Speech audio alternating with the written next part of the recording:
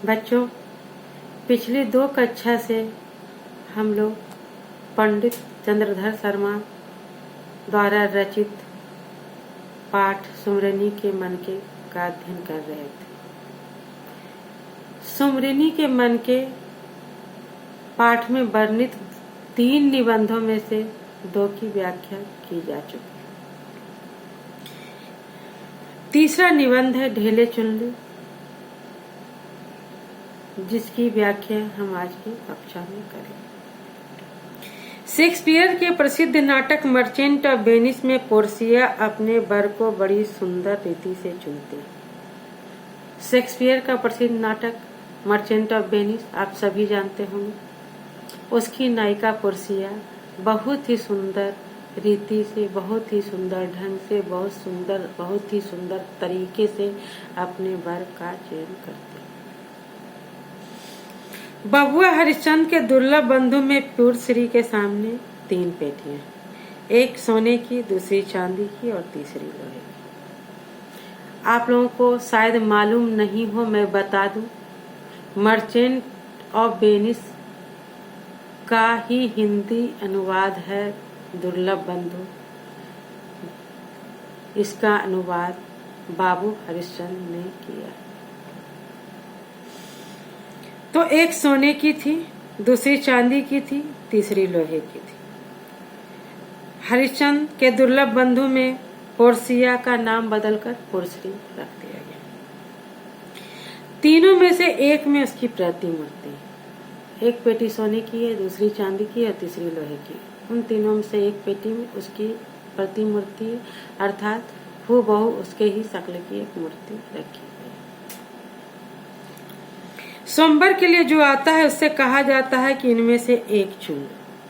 आकड़बाज सोने को चुनता है। आकड़बाज घमंडी व्यक्ति को सोना आकर्षित करता है और वो क्या करता है, सोने के पेटी को चुनता है और उल्टे पैरों लौटता है, यानी असफल होकर लौट जाता है। लोभी को चांदी की पिटारी अंगूठा दिखाती है। लोभी व्यक्ति चांदी के पिटारी को चुनता है और उसे भी वापस लौटना पड़ता है। सच्चा प्रेमी लोहे को छूता है और घुड़दौड़ का पहला इनाम पाता है, अर्थात स्वयंवर में उसकी जीत होती है, वो सफल होता है। ठीक ऐसी ही लॉटरी वैदिक काल में हिंदुओं में चलती थी। ठीक ऐसी ही लॉटरी हिंदुओं में कब चलती थी? वैदिक काल में चलती थी, जिसमें वर इसी लॉटरी के द्वारा अपने वधू का चुनाव करता था। इसमें नर पूछता था, नारी को बूझना पड़ता था। स्नातक विद्या पढ़कर, नहा धोकर, माला पहनकर, सेज पर जोग होकर, यानी फूलों के सेज पर बैठकर किसी बेटी के बाप के यहाँ पहुंच जाता, वह उसे गौ भेंट करता था। उपहार स्वरूप एक गाय उसे भेंट करता था।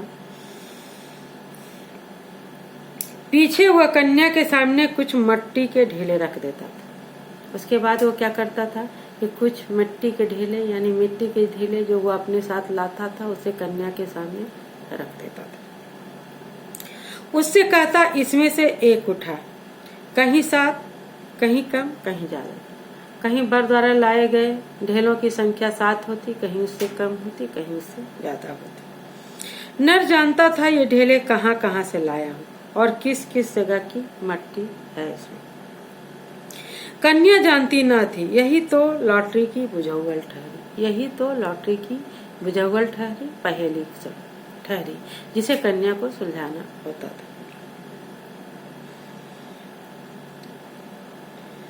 बेदी की मिट्टी, गौशाला की मिट्टी, खेत की मिट्टी, चौराहे की मिट्टी, मसान की धूल, कई चीजें उसमें होती थी। बूझो मेरी मुट्ठी में क्या है, चित या पट।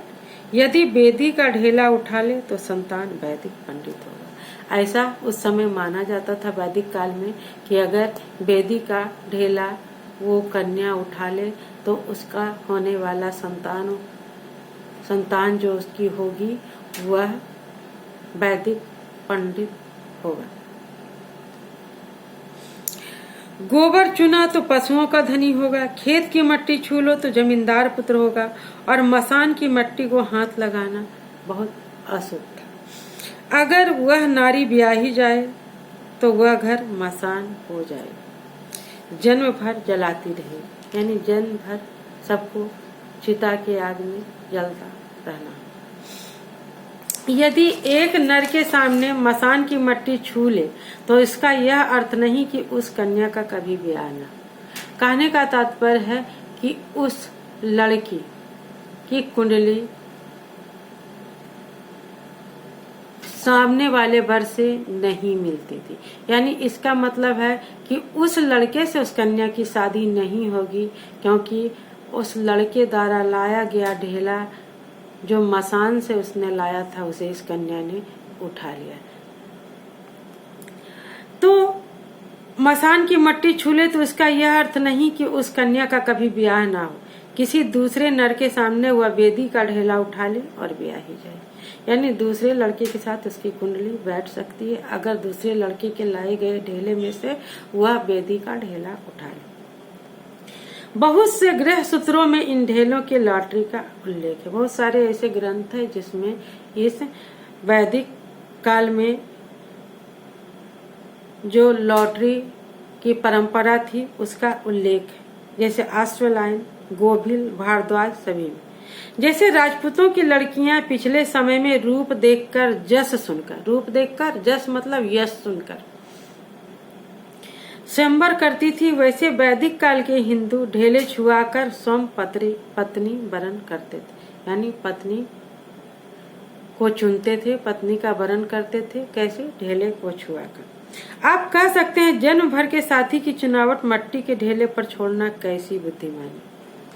अगर हम यह प्रश्न करें कि वैदिक काल में जो परंपरा थी, यानी पत्नी के चयन, पत्नी जो जीवन भर की साथी है उसके चयन में सिर्फ ढेले की भूमिका, ये कैसी बुद्धिमानी।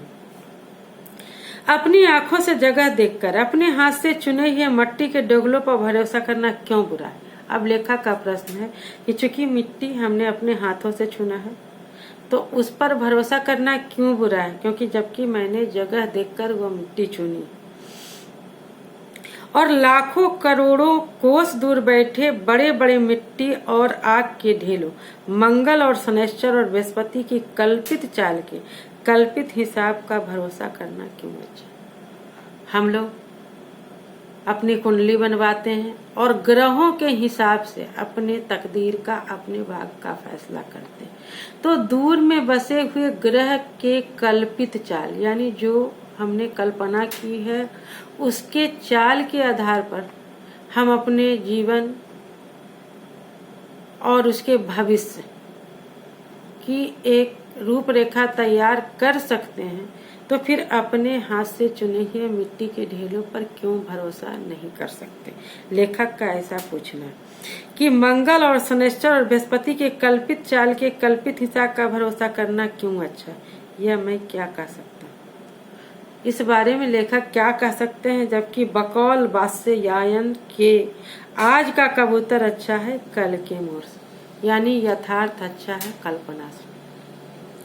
आज का पैसा अच्छा है कल के मोर से। आंखों देखा ढेला होना अच्छा होना चाहिए लाखों कोस की तेज पिंड के, यानी आंखों से जिस ढेला को हमने देखा है उस पर भरोसा करना ज्यादा बेहतर है उसकी तुलना में जो हमसे बहुत दूर सिर्फ हम कल्पना के आधार पर जिसको मानते हैं, जिस पर भरोसा करते हैं, उसके कल्पित चाल पर भरोसा करते हैं, उसकी तुलना में हाथ से हुए चुने हुए ढेलों पर भरोसा करना ज्यादा बेहतर है।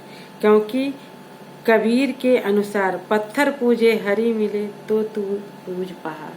अगर पत्थर में हरि का निवास, जिस तरह दूर आग के पिंड ग्रहों में हमारे भविष्य के निर्धारण करने की क्षमता अगर होती, अगर है तो क्यों है, इसका कोई आधार नहीं तो हम उस पर भरोसा नहीं कर सकते। उसकी तुलना में हाथ से चुने हुए ढेले पर भरोसा करना ज्यादा बेहतर है। ठीक उसी तरह जिस तरह कबीर ने कहा है कि अगर पत्थर की पूजा करने से हमें हरि मिल सकते हैं तो मैं क्यों ना पहाड़ की पूजा करूं। पत्थर पूजे हरि मिले तो तू पूज पहाड़। यानी अगर पत्थर पूजने से ईश्वर की प्राप्ति हो जाती है तो क्यों नहीं इंसान पहाड़ को पूजे, ताकि भगवान का सर्वस्व जो रूप है वो हमें प्राप्त हो जाए। इससे तो चक्की भली पीस खाए संसार। इससे तो बेहतर है कि हम चक्की की पूजा करें, क्योंकि वह यथार्थ है, हमारे आंखों से देखा हुआ सच है। क्योंकि अगर हम उसकी पूजा करें तो वो हमारे उदर की पूर्ति करता है, वो हमारे भूख को शांत करता है। तो क्यों ना हम यथार्थ की पूजा करें। कल्पना की तुलना में यथार्थ की पूजा करना, यथार्थ पर भरोसा करना ज्यादा बेहतर है। यही कहना इस निबंध का उद्देश्य है। अगला पाठ कच्चा चिट्टा का अध्ययन इस वीडियो के अगले भाग में करेंगे।